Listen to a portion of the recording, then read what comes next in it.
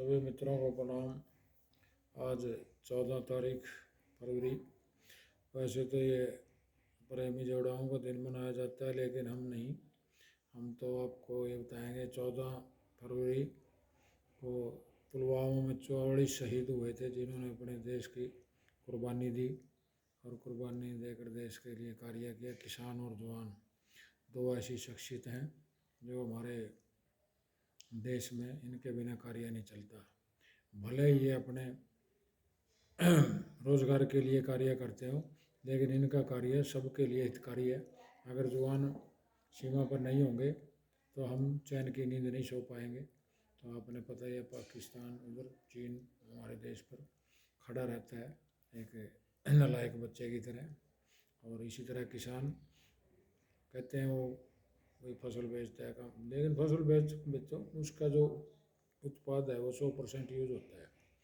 तो इस प्रकार तो 100% जिसका सामान यूज होता है, हम रोटी के बिना नहीं रह सकते। अगर फैक्ट्री बंद हो जाए 1 साल लोहे की, कोई फर्क नहीं पड़ता। और भी कितने बिजनेस हैं, यदि ये बंद हो जाए तो हम जी नहीं पाएंगे। तो ये कुदरत के साथ जुड़ा हुआ है इसका धंधा, और इसको मतलब महत्व भी उसी हिसाब से दिया जाता है कि कुदरत भी नहीं इसको इतना साथ देती, क्योंकि कुदरत भी बेमौसमी बारिश करती है। खुले आकाश का बिजनेस है किसान का बेचारे का। हर साल सोचता है अब की बारिश होता आएगी, फिर अपना खड़ा हो जाता है। बारिश में मौसम की वजह से जो कीड़े मकोड़ों की बीमारियाँ चल रही हैं आजकल, दवाइयाँ भी सही नहीं आ रही, घास की दवाई भी सही नहीं आ रही, हर जगह इसके साथ धोखा होता है। और ये किसी के साथ धोखा नहीं कर सकता। बीज कम डालेगा तो उपज कम होगी, खाद कम डालेगा तो फिर उपज कम होगी। तो किसी चीज़ की कमी नहीं कर सकता, ना पानी की, ना खाद की, ना बीज की। और खाद की देखो कितनी समस्या आई हुई है अब की बार। तो इस प्रकार इसको किसान और जवान दो ऐसे ही हैं। ये किसानों के बेटे सरहद पे हैं और किसान ही खेत में हैं। और आज तक आप जितनी भी शहीदों की कुर्बानियाँ देखते हैं, उनकी जितनी पार्थिव शरीर ज़्यादातर मोस्टली 99% गाँव में जाते हैं, शहरों में कमी देखे जाते होंगे आपको।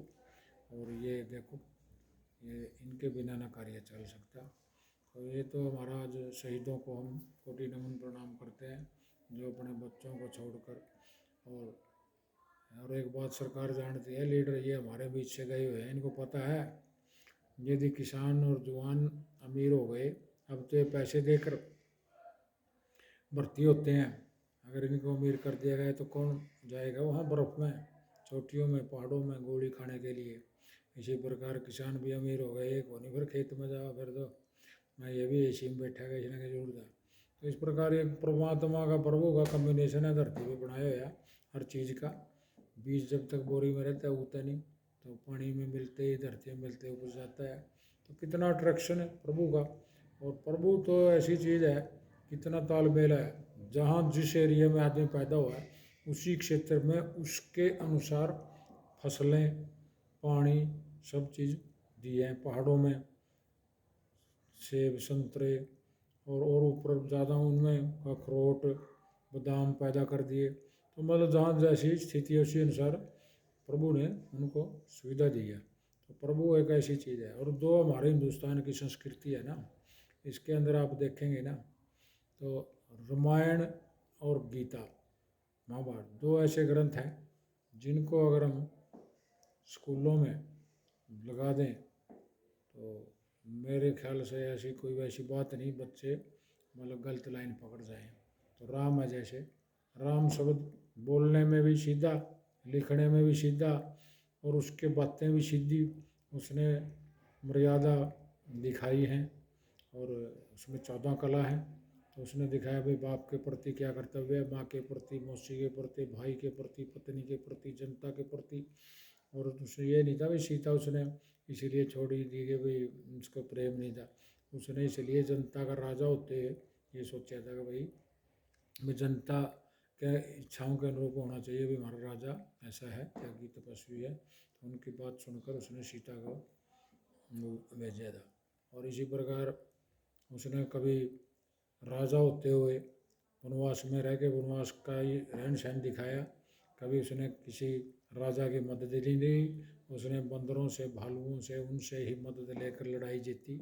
और इसी प्रकार कृष्ण जी हैं, कृष्ण जी ने अन्याय के खिलाफ जीतना सिखाया।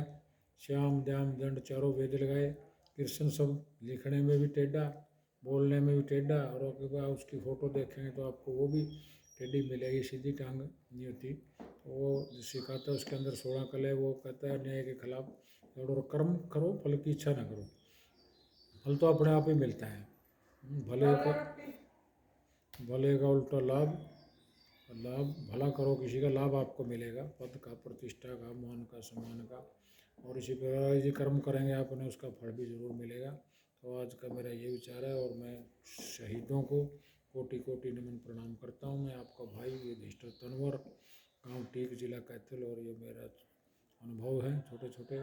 और वही सेहत, स्वास्थ्य, शिक्षा, संस्कार, इसी से देश की तरक्की होती है। और भाई और आगे भी मैं अपना अनुभव शेयर करता रहूँगा। अच्छा लगे तो लाइक और शेयर कमेंट करना। मेरा यूट्यूब पर चैनल है, तो ये इसको मैं डालूँगा। जय हिंद, सभी को राम राम प्रणाम।